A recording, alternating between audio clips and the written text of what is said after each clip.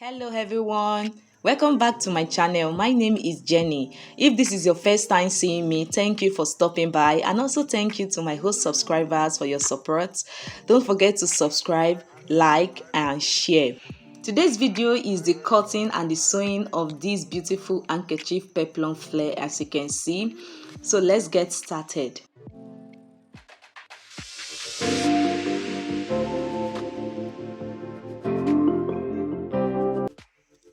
So guys, these are the materials I'll be using for this tutorial, as you can see right here. So I also have some piece of papers here with me for illustration purpose. So before drafting, we have to make some calculations. So to get 360 flare radius, what you have to do is your waist circumference plus 2 inches sewing allowance divided by 4. My waist circumference is 31 plus 2 inches divided by 4. So I got 33 divided by 4. So after dividing it, what I got was 8.25. So this is going to be my radius.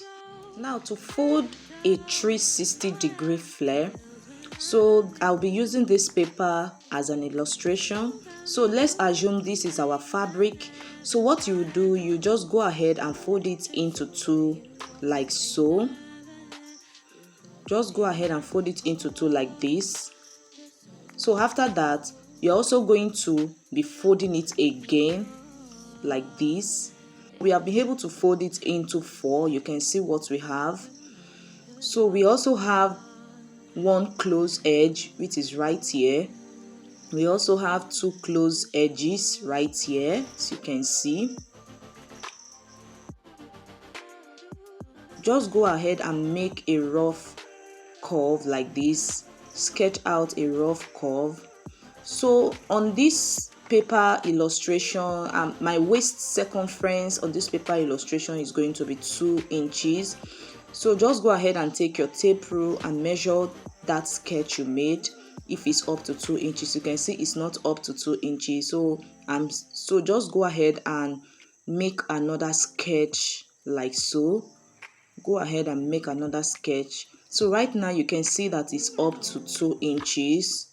So that is how to get your radius for your 360 degree. You can see what I'm doing. So that second curve is going to be the radius.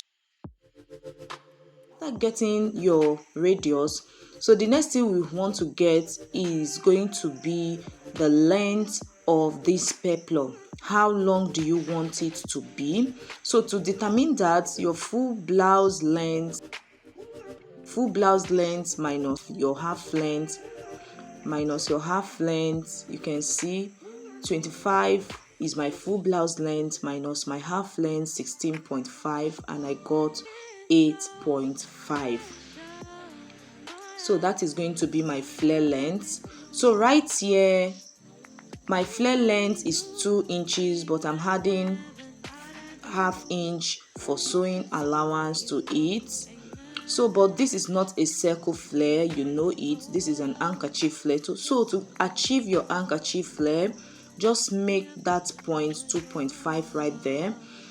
So what you're going to do, also place your tape right like the way I'm doing from the radius. So whatsoever you have, just take it to this other side, make a point, and also bring it to this other side and make a point. Now connect these points together like this. So after connecting the point, this is what we have. You can see how the shape came out. You can see it the way it came out. So this is how to cut your handkerchief peplum flare. So you can see the square shape we have right there. So now you can also see that there are some parts that are longer than the other right here. So the longer part is what will give us that handkerchief flare. You can see right here. See how beautiful it is. So let's go ahead and cut it on our fabric. I've gone ahead to fold my fabric into two like this, as you can see. So just fold yours into two, and I'm also folding it again, just like the way you see me doing. So just go ahead and fold it again like this. So after folding, this is what you have. Now for the flare length, we have 8.5, but I'm going to add 1 inch to it, making 9.5, because I'm going to be turning it with lining, and also I'm going to be attaching it to my top. So at this part, I'm going to make a rough curve like this. So remember, the radius we are working with is 8.5. So just go ahead and measure it out to see if it's up to your radius. So as you can see, it's not up to my radius. So I went ahead to make another curve like this. Then I measured it out to see what I have. It's still not up to my radius, which is 8.5. Then I went ahead to make the third curve. I measured it out. Now what I'm having is 8.5. This is more than my radius, which is 8.25. So what I'm trying to do is just go ahead and measure what you have at this part, then take it all the way to this part, then also take it all the way to this part, then connect them like so. Now go ahead and measure what you have there. So you can see now that it's up to 8.25 that we are working with right now, as you can see. So it's up to 8.25 like this. You can see what I have, 8.25. So this curve is what we are going to be working with, the third curve. Now for the flare length is 9.5. So just go ahead and place your flare length like so. So after placing your flare length, then measure from the point of your radius to that point. So whatsoever you have there, I think I have 15 inches. So just measure it like so. Then I took the 15 inches I got and I placed it right here, as you can see what I'm doing. So right on that 9.5 where I marked, I went upward by that 15 inches. So right now, just go ahead and connect these points together. So if you are still confused on how I got this 15 inches, please just go ahead and replay this video and watch it again. Going to connect these 2 points together like this. So after connecting, this is what we have. So you can see the shape right here. You can also see this other place. You can see how it looks. So just go ahead and cut out your radius, but please don't cut exactly on that line you marked for your radius. Just ½ inch away from it, as you can see me doing like this. Then go ahead and cut it out. So guys, after cutting, this is what we have, as you can see right here. You can see the shape we have is a square shape like this. So the longest part is going to give us the handkerchief effect. So right here, I'm just going to be cutting it open. So just go ahead and cut out this part open, just one side of it. So after cutting it open, this is how it looks like, guys. You can see how it looks like. So I'm just going to arrange it for you guys to see how it's going to come out. Now on my lining, I went ahead to fold my lining into two, and I folded it again, making 4 times, just like the way we folded our fabrics. So now we have the 2 close edges, we have the 1 close edge. So now I brought my fabric and I placed it on my lining like so. So just make sure the close edges align together, and also these 2 close edges aligns together. So then go ahead and cut it out. Doing things I never So after cutting, guys, this is what we have. We are also going to be using a gum stay as well, just to give this flare a structure, so that it will be able to stand. By the time you are putting it on, it will not fall. So just go ahead and fold it exactly the way you folded your fabric and your lining, just like the way I'm doing right here. Now place your lining on it like this. So also make sure the edges are lined together, then go ahead and cut it out.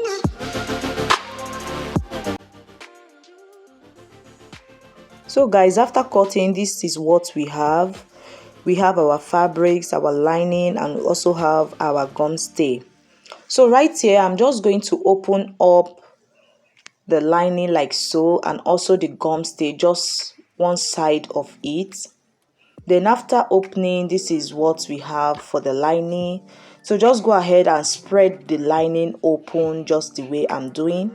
Then after that, place your gum stay on it.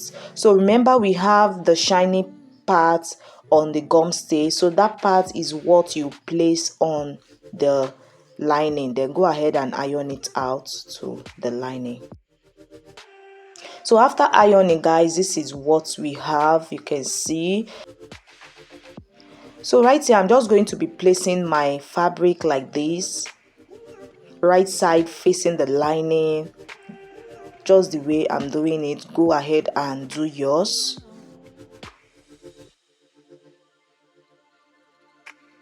After placing it, you can see what we have right here.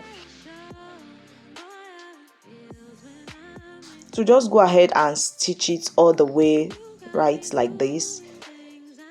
This part, I'm also going to be closing it down. So just take it to your machine and stitch it down. At the waist area, you are just going to leave it open. So after stitching it down, this is what I have, guys. You can see how it looks like, so neat. At the waist area, I didn't stitch on it. It was left open. So you can see these rough edges. I'm just trying to trim them out, and also the unwanted threads, just to give our work that neatness. So also go ahead and notch the pointed edges like that, just the way I'm doing, so that by the time you turn it out, it will not be bulky at that area. So now I'm just going to be turning it out to the right side. Then after turning it out and giving it a good press, this is what I have. As you can see how beautiful it is.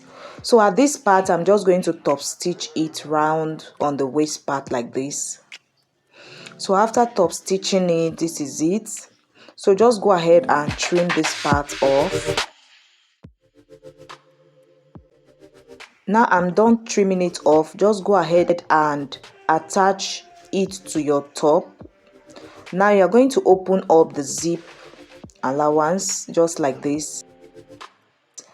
So after that, just going to look for the midpoint of your top, and also look for the midpoint of your peplum, and the both of them should be facing right side, facing each other.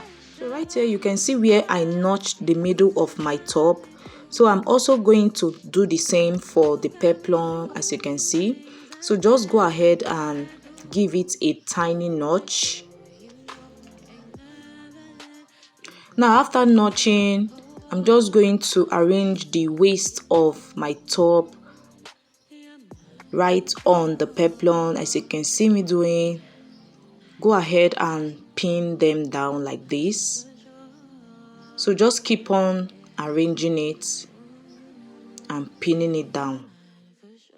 So guys, after pinning, this is what I have right here. As you can see, it's already looking so beautiful. So I'll just take it to my machine and stitch it all the way like this.